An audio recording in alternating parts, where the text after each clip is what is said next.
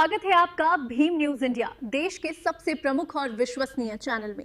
आप देख रहे हैं भीम न्यूज इंडिया। नमस्कार, मैं आपके साथ हूं। आइए जानते हैं आज की ताजा अपडेट्स। देश और दुनिया में क्या चल रहा है उसकी पूरी जानकारी लेकर हाजिर हैं। सबसे पहले बात करते हैं आज के मुख्य समाचार की। हमारे साथ हैं राजस्थान तकनीकी विश्वविद्यालय के कुलपति, वाइस चांसलर या कुलगुरु कह लो, अजीमो निशान शख्सियत हैं। भीम न्यूज इंडिया आज आपसे इंटरेक्शन करने आया। सर, स्वागत है आपका भीम न्यूज इंडिया में। सर, अभी कुछ दिन पहले एक मीटिंग हुई थी जिसका कि आज पेपर में भी जिक्र है, बॉम की बैठक। अब बताएंगे ये बॉम के बारे में, बॉम क्या है, इसका फुल फॉर्म क्या है, इस विश्वविद्यालय में इसका क्या योगदान रहता है या क्या इसकी डिसीजन पावर है और किस तरीके से इसके जो प्रस्ताव होते हैं उनको इम्प्लीमेंट किया जाता है। प्लीज़। सबसे पहले तो धन्यवाद मुझसे बात करने के लिए। हमारा विश्वविद्यालय राज्य सरकार का स्वायत्तशासी एक संस्थान है, ऑटोनमस जिसे अपन आम बोलचाल की भाषा में कहते हैं, और ऐसे किसी भी संस्थान को चलाने के लिए उसके पास एक सर्वोच्च बॉडी होती है जो उस पूरे संस्थान को चलाती है।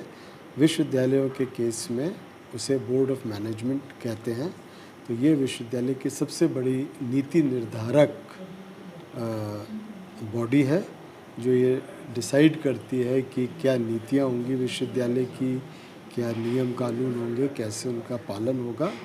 ये सारा काम ये बॉडी करती है और इसकी अध्यक्षता कुल गुरु या वाइस चांसलर करते हैं। इसमें गवर्नर साहब के रिप्रेजेंटेटिव होते हैं, इसमें गवर्नमेंट के रिप्रेजेंटेटिव होते हैं, इसमें एमएलएज होते हैं पब्लिक के रिप्रेजेंटेटिव होने के नाते, और इसके अलावा विश्वविद्यालय के जो डीन्स होते हैं, बड़े पदाधिकारी होते हैं, वो लोग होते हैं। लगभग कितने मेंबर होते हैं बॉम में? वैसे इस बॉम में 20 मेंबर होने, 20 और 21 मेंबर होने चाहिए। 2 की नियुक्ति अभी नहीं हो रखी है, तो 18 मेंबर्स की ये बॉम होती है हमारी अभी। और अभी जो 18 तारीख को मीटिंग हुई वो 91वीं बॉम की मीटिंग थी विश्वविद्यालय की, जिसमें 18 में से 17 मेंबर्स आए थे। मतलब आप ये कह सकते हैं कोरम पूरा था? अरे कोरम तो बहुत छोटा होता है, तो मतलब फुल हाउस था। फुल हाउस था। सर, अभी आपने इसमें बॉम में विश्वविद्यालय के एकेडमिक, फाइनेंशियल विकास के बारे में प्रस्ताव लिए हैं। हम ये जानना चाहते हैं आपसे, विश्वविद्यालय के एकेडमिक यानी शैक्षणिक विकास के लिए आपने एक स्नातक कोर्स प्रारंभ किया है, उसमें एडमिशन का क्राइटेरिया क्या होगा? और वो जैसे गवर्नमेंट कॉलेज में स्नातक 4 साल का होता है, आपने भी ये 4 साल का, तो क्या ये बीटेक के इक्विवेलेंट डिग्री होगी? दो एक बातें समझिए कि एक तो बॉम में कोई भी मामला यकायक नहीं जाता है, जनरली नहीं जाता है, नीचे से कई स्तरों से बात होते होते जाती है। और चूंकि आप एकेडमिक मुद्दे की बात कर रहे हैं, तो इससे 20 दिन पहले हमने एकेडमिक काउंसिल की मीटिंग होती है, जो और बड़ी बॉडी होती है, मतलब बड़ी से मतलब है ज़्यादा लोगों की बॉडी होती है, ज़्यादा विस्तृत बॉडी होती है, जहाँ सारे HODs होते हैं, सारे बोर्ड ऑफ स्टडीज़ के हेड्स होते हैं, फिर सरकार के नुमाइंदे होते हैं। इस तरह से एक बड़ी 45-50 लोगों की एक बॉडी है। उसके निर्णयों को पुष्टि के लिए बॉम में रखा जाता है। तो जो बॉम में निर्णय हुए हैं आज, वो मोहर लगी है उन एकेडमिक निर्णयों पे जो एकेडमिक काउंसिल से पारित हो चुके हैं। ठीक है, अब वो मुद्दे क्या हैं? जो सबसे बड़ा मुद्दा एकेडमिक हमारा बॉम ने पास किया है एकेडमिक काउंसिल का, वो है नेशनल एजुकेशन पॉलिसी का लेटर एंड स्पिरिट में इम्प्लीमेंटेशन। तो हम सब लोग क्लेम करते हैं, पर मैंने कहा ना, लेटर एंड स्पिरिट में वो पहला विश्वविद्यालय है जिसने 100% NEP 2020 को इम्प्लीमेंट करने का निर्णय ले लिया है। इस NEP में ही ये व्यवस्था है कि सारे स्नातक कार्यक्रम 4 वर्ष के होंगे। तो जो BCA प्रोग्राम जिसका आप जिक्र कर रहे हो, वो हमने इस बार ऐड किया है अपने पोर्टफोलियो में। अमूमन 3 साल का होता था, पर नेशनल एजुकेशन पॉलिसी के हिसाब से वो 4 वर्ष का होना चाहिए, और 4 वर्ष का BCA प्रोग्राम हमने अपने पोर्टफोलियो में ऐड किया। इस साल उसको एडमिशन मिलेगा। हमारे जो और कॉलेज हैं एफिलिएटेड और कॉन्स्टिट्यूएंट, उनमें पहले से चलता था, पर जैसा मैंने आपको कहा है, अब हमने उसके सिलेबस में, उसके स्ट्रक्चर में आमूलचूल परिवर्तन कर दिए हैं, और वो नए प्रकार का, नए दौर का BCA प्रोग्राम बन गया है, और इस साल से बच्चों को उसका लाभ मिलेगा, और ये लाभ कैंपस से भी मिलेगा। सर, शैक्षणिक उन्नयन के लिए मैन पावर की ज़रूरत होती है। आपने बॉम्ब में प्रस्ताव लगभग पारित कर दिया है कि फला सब्जेक्ट में इस तरीके से assistant professor, associate professor, professors होंगे। इसमें अपने राजस्थान टेक्निकल यूनिवर्सिटी में एक HES डिपार्टमेंट है। HES डिपार्टमेंट में स्टाफ की कमी है, फैकल्टीज़ की कमी है, उसके बारे में आपने कहीं कोई जिक्र नहीं किया है? जैसे ह्यूमैनिटी है, इंग्लिश है। आपने ये डिपार्टमेंट का नाम क्यों लिया? क्योंकि हमारे तो हर डिपार्टमेंट में कमी है, समझिए आप इस बात को। पूरे राजस्थान में लगभग जितने पद हैं विश्वविद्यालयों में, उसमें से 30-35% ही भरे हुए हैं। तो ये एक बड़ी समस्या है पूरे स्टेट की। सारे विश्वविद्यालय इससे जूझ रहे हैं, हमारा विश्वविद्यालय भी कोई उसमें एक्सेप्शन नहीं है, एक बात ये समझिए। दूसरी बात, जब भी कोई नया प्रोग्राम बनता है तो उसको टीचिंग पोजीशंस और नॉन टीचिंग पोजीशंस की ज़रूरत होती है, तो बॉम इन पदों का सृजन करता है। इसके बाद ये राज्य सरकार को भेजे जाते हैं, उनमें से कुछ पदों की रैशनलाइजेशन करके राज्य सरकार पुष्टि करता है, तब उसे ऑथराइज्ड पद माना जाता है, और उन ऑथराइज्ड पदों पे फिर हम सीधी भर्ती कर पाते हैं, जब राज्य सरकार हमें अनुमति देती है। जब तक राज्य सरकार की अनुमति नहीं मिलती तब तक आप कैसे व्यवस्था करेंगे? उसी पे आ रहा हूँ। पर अगर राज्य सरकार की अनुमति नहीं आ रही है तो हम उन पदों पे गेस्ट फैकल्टी या अन्य उससे तरीक़ों से लोगों को एंगेज करते हैं, एक्सपर्ट्स को एंगेज करते हैं। ये बात इसलिए मैं कह रहा हूँ क्योंकि एक कुछ तो स्कीमें हैं गेस्ट फैकल्टी की, जिनका सारे विश्वविद्यालय इस्तेमाल करते हैं। हमारा विश्वविद्यालय भी कई वर्षों से गेस्ट फैकल्टी को एंगेज कर रहा है। पर इस बॉम की जो खासियत है एकेडमिक दृष्टि से, वो ये है कि इस बार हमने कुछ अन्य तरीके भी प्रपोज़ किए हैं, जिसकी बॉम ने पुष्टि कर दी है कि हम इस तरीके से भी फैकल्टी को एंगेज करेंगे। या ये भी समझिए कि यूनिवर्सिटी को रैंकिंग के लिए, NAAC की, NBA की रैंकिंग के लिए ये दिखाना पड़ता है, ये दिखाना क्या होना भी चाहिए कि शिक्षक बच्चों को पढ़ा रहे हैं, उसमें गेस्ट फैकल्टी की काउंटिंग नहीं होती है। तो हमें ये चैलेंज आ रहा है, तो इसके लिए हमने कुछ ऑल्टरनेट अरेंजमेंट किया है, जैसे प्रोफेसर ऑफ प्रैक्टिस की बात करी है, एडजंक्ट प्रोफेसर की बात करी है, एमिनेंट प्रोफेसर की बात करी है, क्रेडिट लिंक प्रोफेसर की बात करी है। तो ऐसे हमने कई विकल्प पारित किए हैं। जब तक हमारे पास पद नहीं भरते, और पद भर भी जाएं तब भी अलग अलग विषय के एक्सपर्ट्स को हम अपनी यूनिवर्सिटी में ला पाएँ और बच्चों को उनके ज्ञान का लाभ भी मिले, इसके लिए हमने ये व्यवस्था की है। हमारे नॉन टीचिंग के पद भी खाली हैं, उनकी भी व्यवस्था हमने की है। सर, विश्वविद्यालय की आर्थिक प्रबंधन, आर्थिक सुदृढ़ीकरण के लिए भी आपने इस बॉम में कुछ प्रस्ताव लिए हैं, क्या प्रस्ताव है वो? पहले तो सुदृढ़ीकरण से पहले जो सबसे बड़ा प्रस्ताव इस बॉम ने पारित किया है, जिस पे हमने सहमति बनाई, वैसे इस पे सहमति 2 बार पहले भी बन चुकी है, कि हमारे बहुत सारे रिटायर्ड कर्मचारी हैं जिनको पेंशन मिलनी है। तो बॉम ने निर्णय लिया, क्योंकि हमें पिछली बार के निर्णय के बाद ये कहा गया कि इसको रेगुलेशन की शक्ल में हम लेकर आएँ, और रेगुलेशन की शक्ल में लेके आएँ इनको। तो वो रेगुलेशन 2 जो हमने बनाए हैं, वो हम इस बार बॉम से पारित करा चुके हैं, सरकार को भेज दिया है।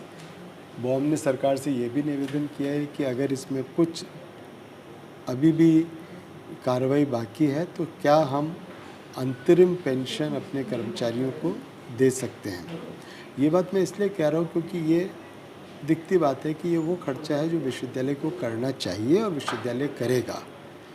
जब हमारे खर्चे बढ़ेंगे तो हमारी आय भी बढ़नी चाहिए। जहाँ पे बात आ रही है कि हमें अपने वित्तीय संसाधनों को सुदृढ़ करना पड़ेगा, तो हमने इस बार कुछ ऐसे करे हैं कि विश्वविद्यालय के लोग एक्स्ट्रा काम करेंगे, कुछ कंसल्टेंसी करेंगे, कुछ एक्स्ट्रा नॉलेज शेयरिंग करेंगे, और उससे जो रेवेन्यू जनरेट होगा उसका कुछ हिस्सा विश्वविद्यालय में रहेगा, पर इन दोनों विकल्पों से कम 10% की जो आय विश्वविद्यालय को होगी वो पेंशन फंड में जाएगी। ये निर्णय भी बोर्ड ने लिया है ताकि आज भी हम पेंशन दे सकें, कल भी दे सकें और सदा पेंशन दे सकें। इसके लिए एक फ़ंड बनाना पड़ेगा अपने कर्मचारियों के भविष्य के हित को देखते हुए, और उस फंड में हमें बार बार पैसे को डालना पड़ेगा। हम और स्रोतों से भी और अन्य आय के स्रोत जो हैं उससे भी पैसा करेंगे, पर हम धीरे धीरे इसको पैक कर रहे हैं कि जैसे आपने कंसल्टेंसी करी उससे जो भी आपकी बचत हुई उसका 10% इधर चला जाए, आपने एक्स्ट्रा कहीं नॉलेज शेयरिंग करी उससे आपको कोई आय हुए तो उसका 10% इस कोष में चला जाए। ऐसे समय समय पे हम अपने आइडेंटिफाई करेंगे सोर्सेज ऑफ रेवेन्यू और उसको लिंक करेंगे पेंशन से, ताकि अभी हमारी वित्तीय स्थिति ठीक है, अभी 10-12 साल तक तो कोई दिक्कत नहीं है। ये जो पेंशन का आपने प्रस्ताव जो लिया है, इसको क्या गवर्नमेंट को भेजना जरूरी था क्या? क्योंकि वीसी ही सर्वे सर्वा होते हैं विश्वविद्यालय में, पेंशन विश्वविद्यालय को देनी है, पैसा विश्वविद्यालय का है। और इसी पे दो मत है, बात समझिए।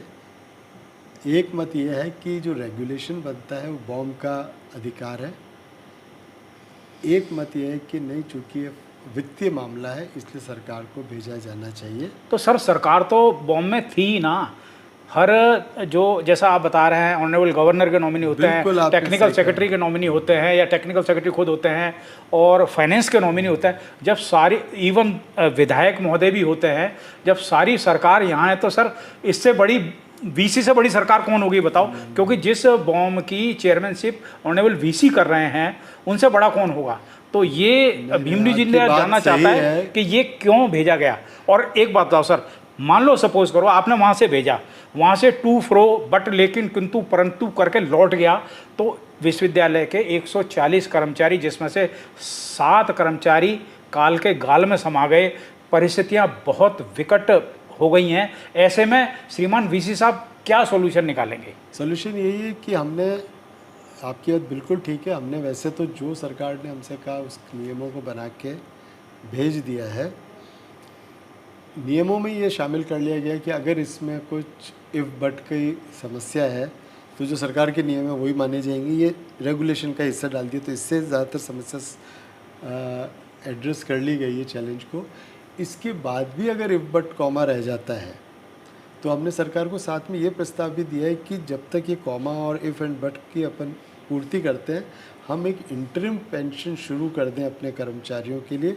इस पे हाँ कर दीजिए तो 75%, 60% कम से कम एक रिलीफ मिलना शुरू हो जाएगा। क्या लगता है आपको ये वहाँ से ये जो आपने अंतरिम पेंशन के लिए जो प्रपोजल भेजा है वहाँ से स्वीकृति आ जाएगी? वो कह देंगे कि भाई अंतरिम क्या होती है, देनी है तो पूरी दो, और देनी है तो पूरी दो, वो भी नियमानुसार दो। तो समस्या नियमों की आ रही है सर, एक चीज़। दूसरी चीज़ ये है कि अभी आज के प्रिंट मीडिया में है कि बिना बिना फाइनेंस ऑफिसर और रजिस्ट्रार के बॉम हुई, तो क्या आपके द्वारा नॉमिनेट किए गए विश्वविद्यालय के जो विद्वान फैकल्टीज़ हैं वो इस लायक नहीं है क्या, या उनकी उपस्थिति पॉजिटिव नहीं है क्या? देखिए, खबरों पे तो मैं क्या प्रतिक्रिया दूं। पहली बात तो यह है कि फाइनेंस ऑफिसर तो मेंबर ही नहीं होता बॉम का, ठीक है। अगर वो लंबी छुट्टी पे चले जाएं कोई पर्सनल रीज़न से, पारिवारिक कारण से, तो इतने बड़े विश्वविद्यालय में ताला नहीं लगाया जा सकता। अभी हम इतनी देर से चर्चा कर रहे हैं विश्वविद्यालय के कर्मचारियों के और रिटायर्ड लोगों के हित की, इन सब मामलों को टाला नहीं जा सकता। परीक्षाएं सर पे, इनको टाला नहीं जा सकता। मतलब तो अजीब सी बात है। मैंने कहा 18 में से 17 मेंबर उपस्थित थे। शुरू में हमने उसका जिक्र किया कि वो किस लेवल की कमेटी थी, तो ये बहुत अनावश्यक बातें थी जो कुछ लोग कर रहे हैं। कतई आवश्यकता नहीं। वर्षों वर्ष विश्वविद्यालयों में टीचर्स, रजिस्ट्रार रहते हैं, फाइनेंस ऑफिसर रहते हैं। इस विश्वविद्यालय में रहे, राज्य के अन्य विश्वविद्यालय में रहे, और मैं तो केंद्र विश्वविद्यालय से आया हूँ जहाँ 90% केस में registrar, finance officer, controller exam सब विश्वविद्यालय के शिक्षक होते हैं। सर एक निवेदन है, एक प्रश्न है, 44वीं, 45वीं, 47वीं और 51वीं बॉम्ब हुई, इन सारी बॉम्बों में पेंशन के प्रस्ताव रखे गए। क्या आरटीयू का कर्मचारी जो कि अपनी ज़िंदगी के जद्दोजहद से जूझ रहा है, उम्मीद करे कि आप इस काम को कितने दिन में अंजाम दे देंगे? आप ये थोड़ा सा स्पष्ट बताइए।